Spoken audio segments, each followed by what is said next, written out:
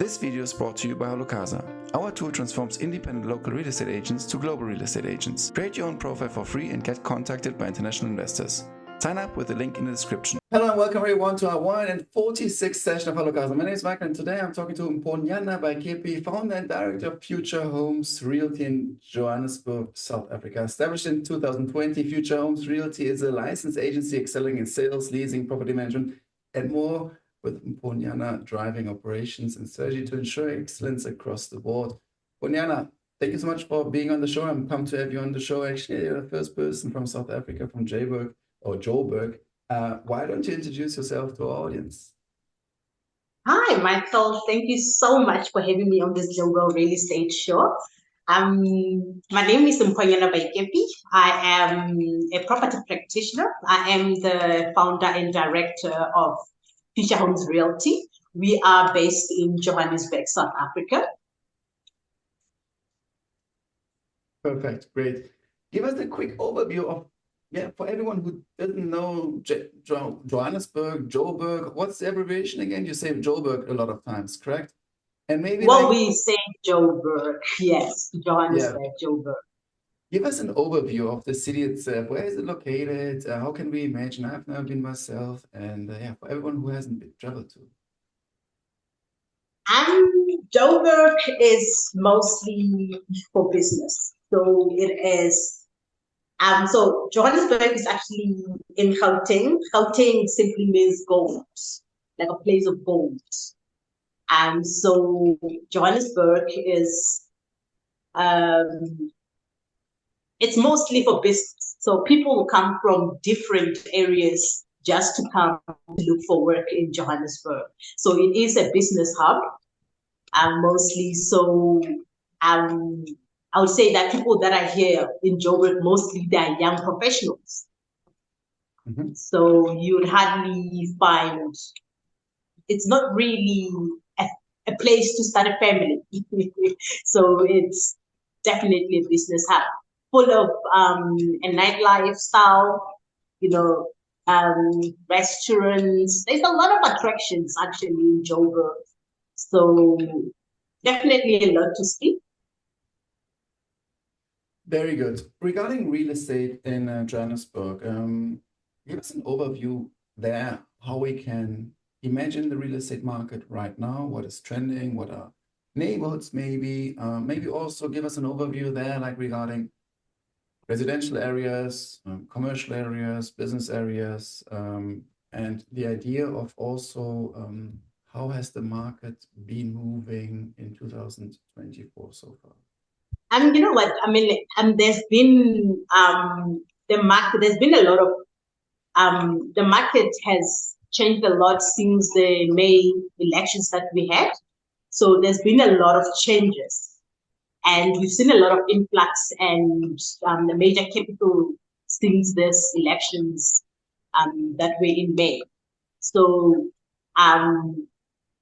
regarding the commercial and residential market, so it's booming. It's really booming. So a lot of people at the moment are investing in Johannesburg. So this is the city where the real estate market is really booming compared to all the other provinces. We have 9 provinces in South Africa. And so, like I said, Johannesburg falls under Gauteng. It's just a city in Gauteng. And so far, there's been a lot of influx regarding the real estate market. So it's definitely the buyer's market and not the seller's market. Regarding construction, is there going on a lot regarding construction? Is there a lot of movement in inventory? Is there lack of inventory? How can we imagine the entire construction industry? There's a lot of developments happening, especially in Johannesburg. Like I said, this is a place where people actually come to work. This is a business hub. So there is quite a lot of apartments that have been built, low-income properties that have been booming lately. So there is definitely a lot of construction and property development and investment going on at the moment. Give us maybe a quick overview of the real estate buying process. It's always very interesting to understand what are the processes and what can I imagine when I am interested in buying a property. Guide us through the entire process of from the first screening, being interested, to the signing. Okay. So mostly how it goes, so before you can actually buy a property, it's obviously very, very important to make sure you find a real estate agent. And one has to obviously be pre-qualified to know how much they actually qualify for, the kind of property they qualify for. But the most important thing is actually the credit score. That's what matters most of the time if you are thinking of getting bonds, unless you're a cash buyer. But if you are looking to get money from the bank, it is very important to actually get pre-qualified. So by getting pre-qualified, usually we have bond originators. So you will get a bond originator who will compare all the percentage from all the banks, and you'll be able to choose from there. But the most important thing is to definitely be pre-qualified, know your budget, know the kind of property that you are looking for. But like I said, credit score is very, very important. Your credit has to be clean. Your credit history is very, very important. So for the bank to give you money, they usually look at your credit history. So what always helps most of the time is if let's say you're a first-time buyer, it's always very important to actually have enough deposit funds saved up, because now there's a less risk for the bank, and it's always much easier for you to get the bond from the bank if you've had deposits saved up. One of the things that you also have to take into consideration, let's say, for example, if you are buying an existing property, you'll have to look at the maintenance of the property. For example, you are looking at how much is it going to cost you for the garden or the pool. And if you're buying an apartment, because those are sectional properties, that's something that you also need to take into consideration. So it's very, very important actually when you buy a property to decide as to, do you want to buy a freestanding property or do you want to buy a sectional title? So those are actually very, very important. So management of the property, the maintenance of the property, your budget, your credit score, those are very, very important. Regarding the signing and maybe also the down payment, give us an overview there. How much do I have to put down? And also signing the deal, but also financing options. How is there the banking market in South Africa if I am resident and maybe also if I'm non-resident? So what happens is, obviously, once you found the property that you like, you have to put an offer. So let's say, for example, the property that goes for about 600,000. So you put an offer, and so this is the process where the seller has to either accept or reject your offer. So once the seller, let's say, for example, the seller actually accepts your offer, then that's where you actually take the offer to purchase. We call it OTP. So you take that offer to purchase. Once it's been signed by the buyer, you send it through to the seller. They sign, and then you send it through to the bank. And so that's where the bank will then get to see, okay, so depending on how much you qualify for, remember now, if you've gone through the bond originator, you already know how much you qualify for. So the bank will have a look at that. And also, you also have a choice to say, okay, I have 10% deposit to pay up front as a deposit. You'll say I have 10%, I have 20%, I have 30%. So you're not really limited, even if you have 5% deposit to actually pay up front. So you are more than welcome to do that. The bank doesn't really limit you. Like I said, it actually reduces the risks. So it actually works much better for the banks if you've actually paid a large sum amount upfront. So it's usually, when it comes to the percentage, between 5% plus. Perfect. And that's mostly works for the residents, South African residents. So there are also obviously the things that you also have to look at are the transfer costs, which are usually about 10% of the sales price, right? So those are the things that, as a buyer, they are the things that you still have to look at when buying a property. And for the non-residents, what's very, very important, obviously, first thing first, you have to abide and you have to obviously look at the local legislation regarding buying property in South Africa. And when it comes to deposit, mostly you are required to pay about 50% deposit of the sale price if you want to invest in property in South Africa. But the process is the same as South African residents. So the process is the same when it comes to signing and all that. But if you are not in the country by the time of the process of the buying of the property process, there are always attorneys that are allocated to actually help you with the process of buying that property, or concluding the whole deal. But otherwise, the process is not really complicated, besides the fact that you're actually a non-resident, but it doesn't make it different in any way.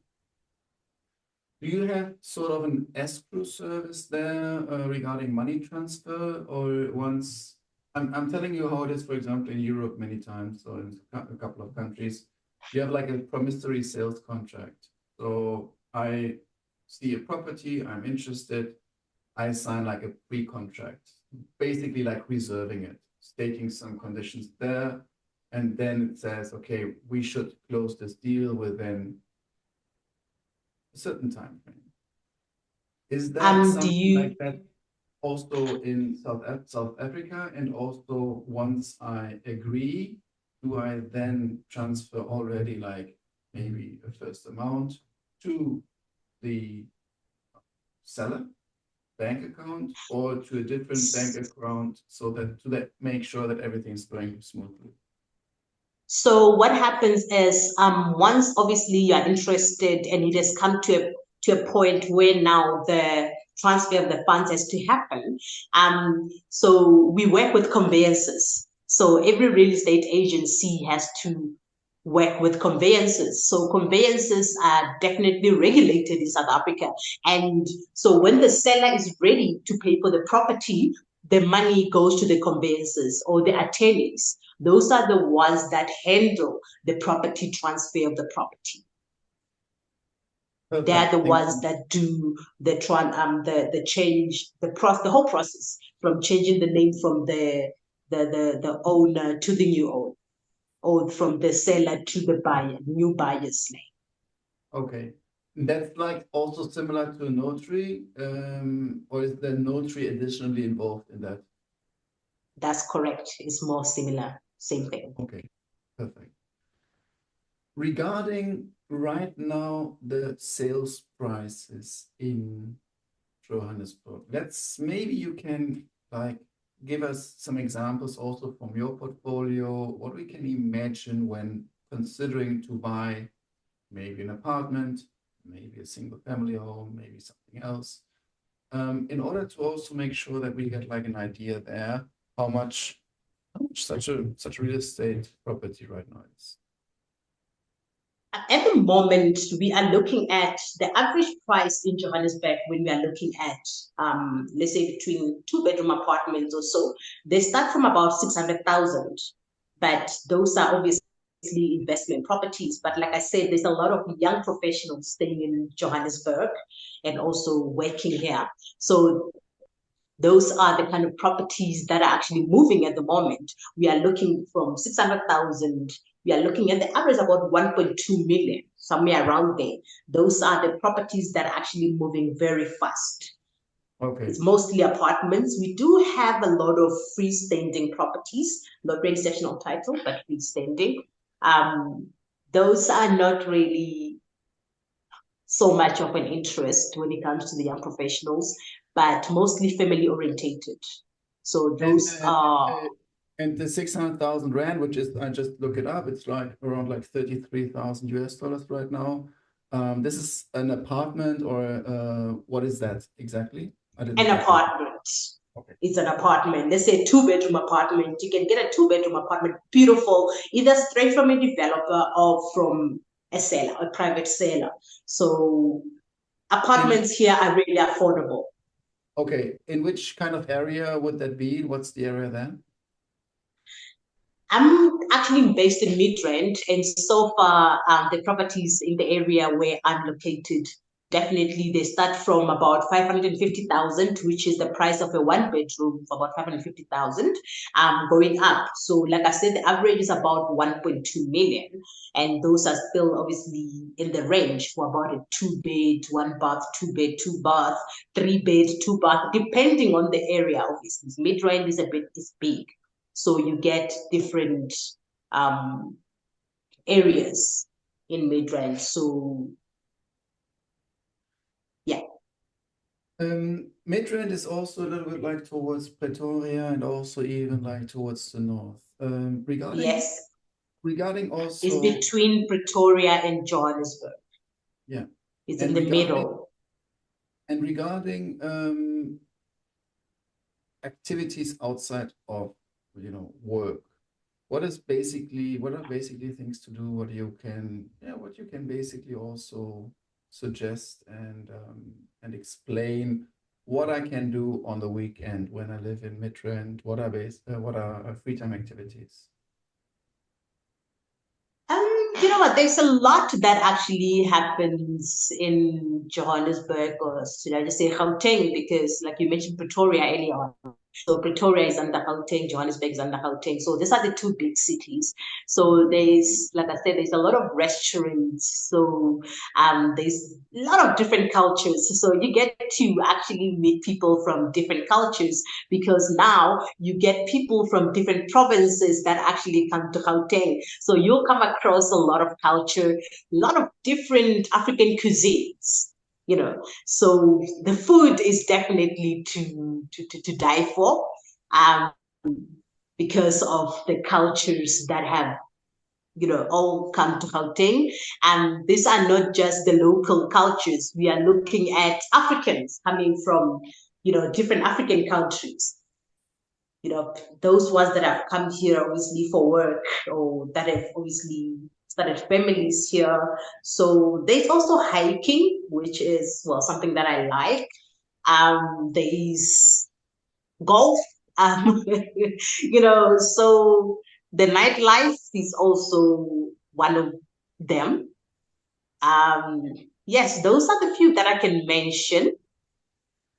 Perfect. Regarding, again, coming back to the real estate buying, if I consider to buy in Midrand or also in Joburg, what do you think are challenges which also like a first home buyer should watch out for?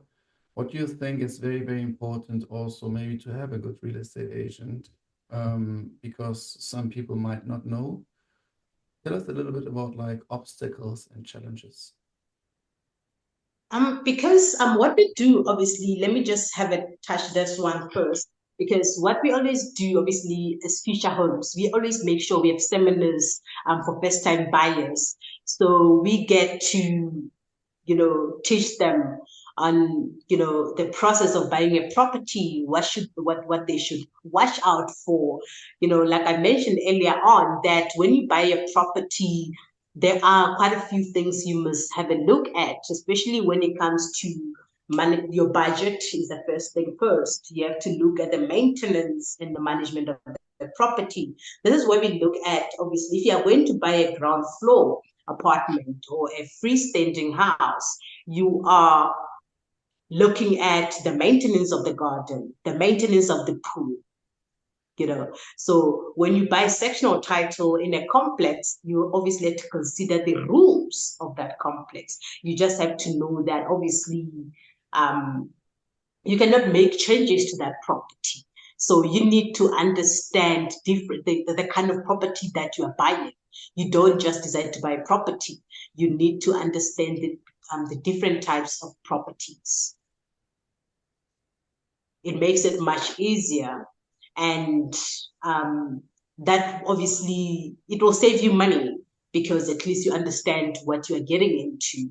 And obviously, like I said, budget is the most important thing as a first-time buyers. There are small little fees that you might not know about, but by doing researching different kinds of properties before buying and getting a good real estate agent, and even doing your own research on your own to understand these kind of things actually helps.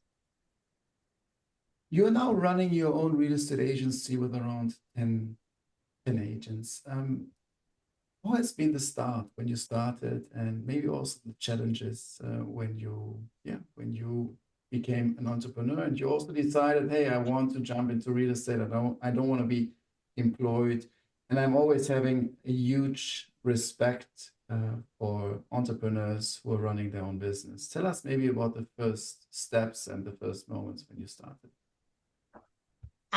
You know what, Michael, I wouldn't say that this was not really an easy journey, right? I started Future Homes in 2020. So you can imagine this was during COVID. And so obviously sometimes you get discouraged and ask yourself, is this really gonna work? So for me, it was really challenging. And, the most important thing, I definitely come from a family of entrepreneurs. And so one thing that my mom always said to me and to my siblings and I, she always said, you guys need to learn to persevere in everything you do. And so starting this real estate company, I had to persevere based on the fact that I started the time we had this COVID pandemic going on. So there were times that I actually got discouraged. But by being persistent and by persevering, I would say that it actually helped me a lot because struggles will always be there. But don't persevere if you chicken out and say, you know what, this is never gonna work. It's definitely never gonna work. But for me, I would say that perseverance and being persistent and consistent really worked for me. And surrounding myself with other entrepreneurs definitely helped me a lot. So there's been struggles along the way, but because I'm not a quitter, 4 years later, I'm still operating. And so, yes, I'm still here and pushing. So it's just all about perseverance and being persistent.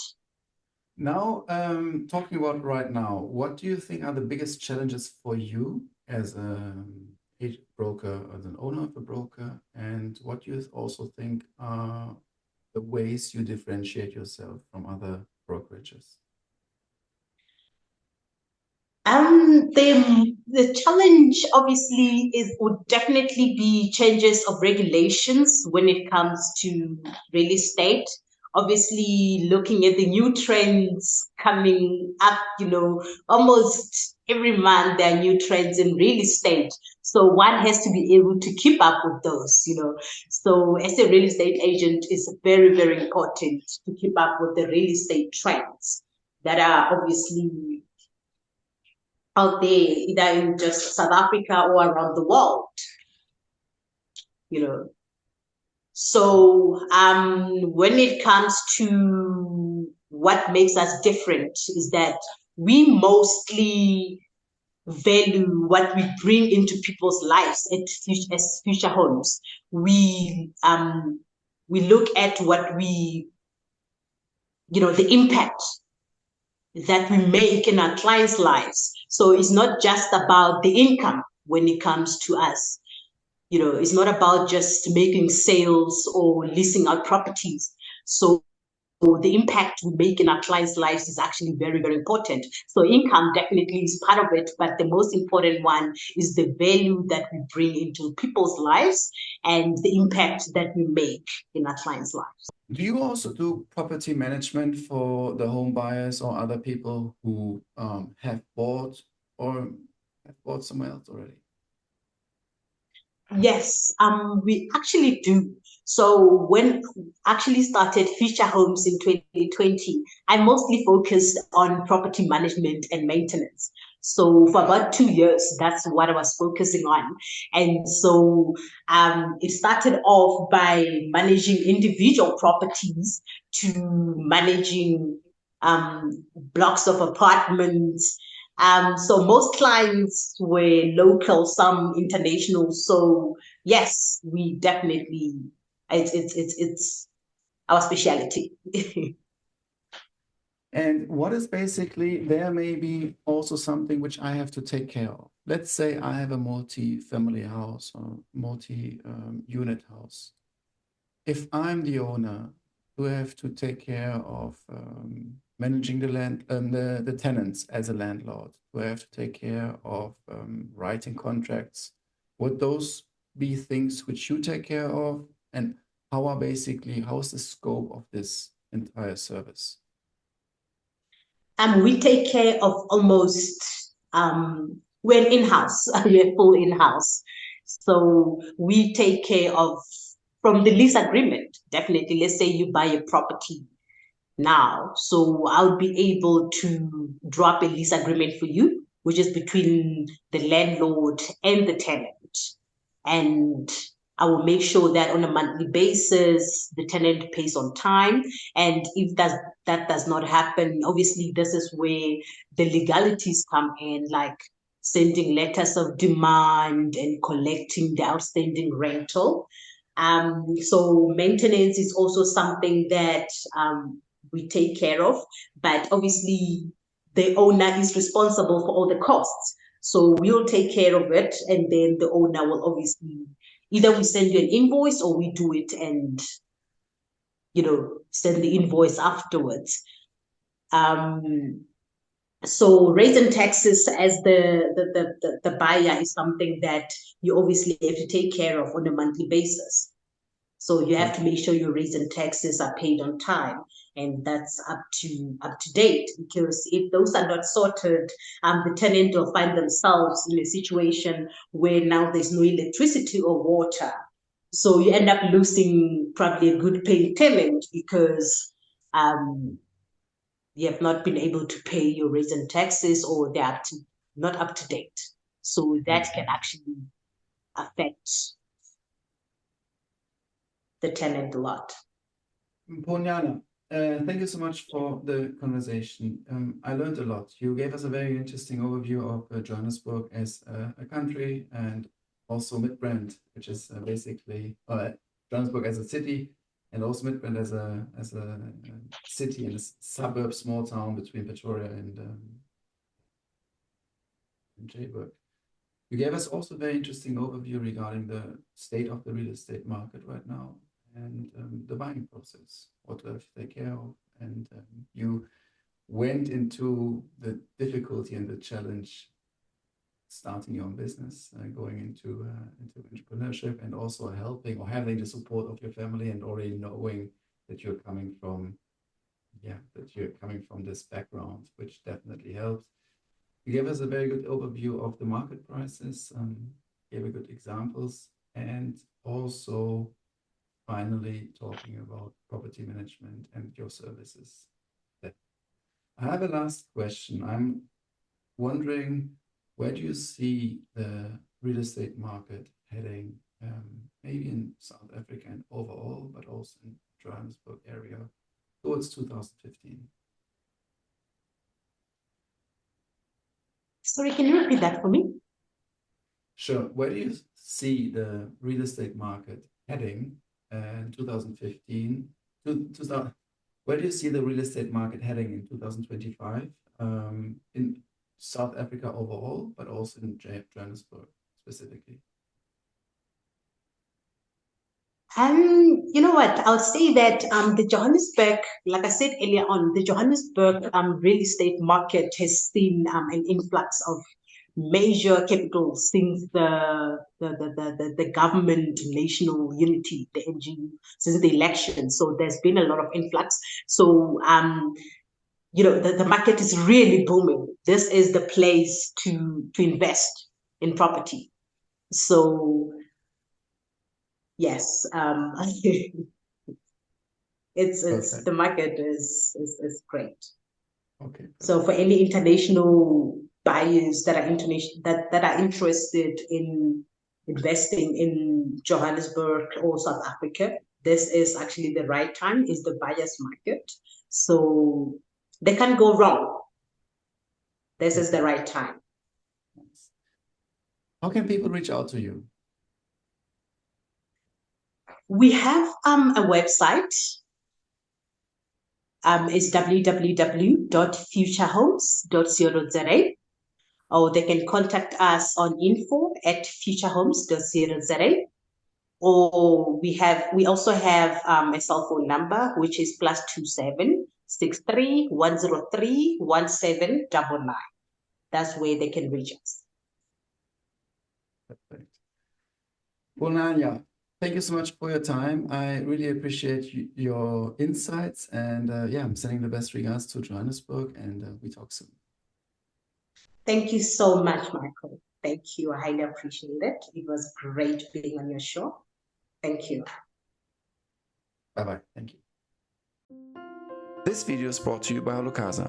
Our tool transforms independent local real estate agents to global real estate agents. Create your own profile for free and get contacted by international investors. Sign up with the link in the description.